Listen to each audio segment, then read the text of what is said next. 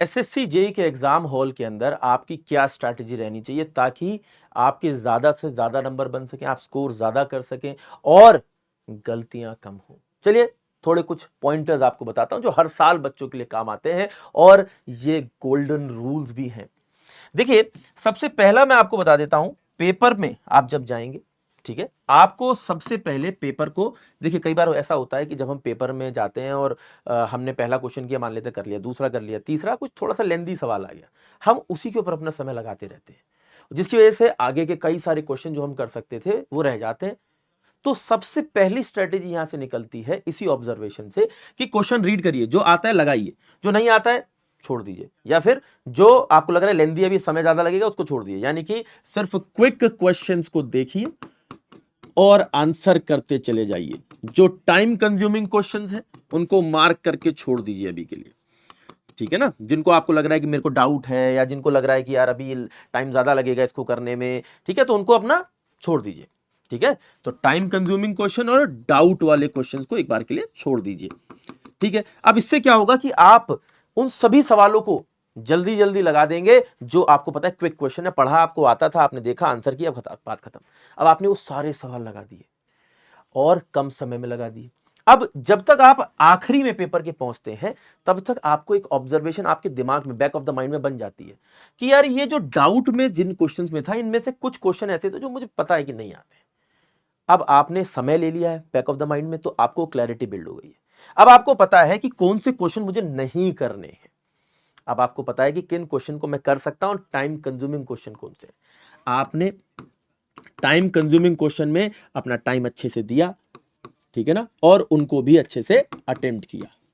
और जो नहीं करने थे वो आपके बैक ऑफ माइंड में क्लियर हो चुके थे कि जी मैं ये क्वेश्चन जानता हूं, मुझे नहीं आता, उसको छोड़ देना है।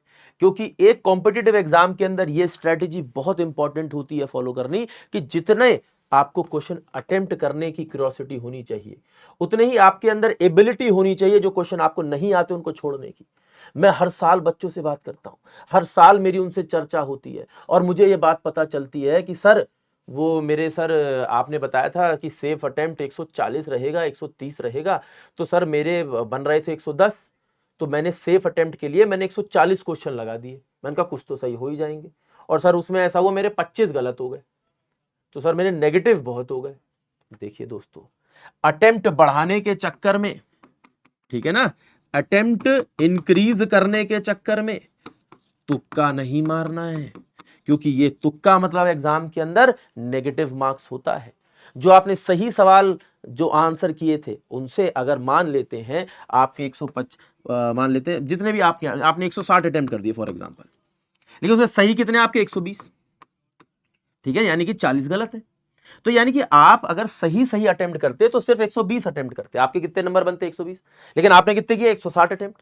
अब 160 अटेम्प्ट करने के चक्कर में हो गए 40 गलत, ठीक है ना। अगर मैं 0.25 की भी अभी के लिए सिंप्लिसिटी के पॉइंट ऑफ व्यू से मार्किंग मानकर चलूं नेगेटिव, ठीक है ना, तो भाई साहब 0.25 मल्टीप्लाई बाय 40 कितना हो गया 10, यानी कि जो 120 आपने स्कोर किए हैं उसमें -10 बने कितने 110।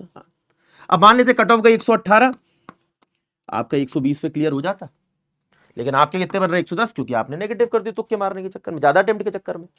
तो भैया कभी कभी ज्यादा अटेम्प्ट के चक्कर में या अपने आप को ये दिलासा देने के चक्कर में एग्जाम में कि भाई मैं तो, तेरा भाई तो 150 अटेम्प्ट मार के आया, 180 160, इसके चक्कर में कट ऑफ से भी पीछे रह जाते हो। अरे कम से कम कट ऑफ तो क्लियर होती और आप पेपर तो क्लियर करके सीबीटी 2 के लायक होते, आप सीबीटी 2 में जाते और अच्छा स्कोर कर लेते, डिपार्टमेंट तो ले पाते। लेकिन जब आप सीबीटी 1 में ही बाहर हो जाएंगे तो कैसे चलेगा।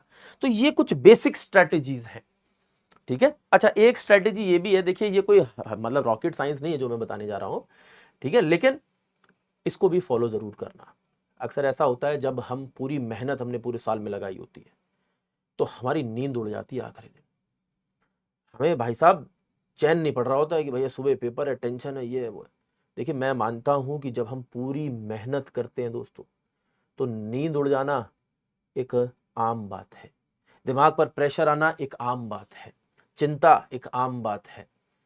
लेकिन इस आखिरी दिन के समय में भी आपको अपने आप को संजो के रखना है, अपने आप को संभाल के रखना है, अपनी नींद पूरी करनी है और खाना सही से खाना है, ठीक है। और अक्सर ये गलतियां हमसे होती हैं आखिरी समय में, इससे फायदा नुकसान क्या होता है, एग्जाम में देने जाते हैं, जो नींद हमें पहले दिन रात को पूरी करनी थी एग्जाम हॉल में पूरी हो रही होती है। और भाई साहब वो ऐसी नींद होती है जो आपकी सारी की सारी स्ट्रेटजी को खत्म कर देती है। इसीलिए ये आखिरी पॉइंट भी बहुत जरूरी है दोस्तों। आपको इसके बाद भी कोई दिक्कत आ रही है, कोई डाउट आ रहा है, आप मुझे कमेंट करिए, मुझे बताइए, मैं कोशिश करूंगा अगली वीडियो में आप लोगों की पूरी मदद कर सकूं। आगे बढ़ते रहिए। Civil engineering capsule sessions, marathon sessions आप लोगों के लिए मैंने सारे सब्जेक्ट्स में किए हैं। प्लेलिस्ट चैनल पर अवेलेबल है सिविल कैप्सूल के नाम से। Civil capsule by Shubham sir भी सर्च कर लेंगे तो भी आपको यूट्यूब पे मिल जाएगी। सिविल इंजीनियरिंग के स्टूडेंट्स इसको यूज कर सकते हैं फॉर देयर परफेक्ट रिवीजन, क्योंकि ये एक परफेक्ट रिवीजन की परफेक्ट सीरीज है, civil capsule by Shubham sir. Take care, जय हिंद, जय भारत, ऑल द बेस्ट।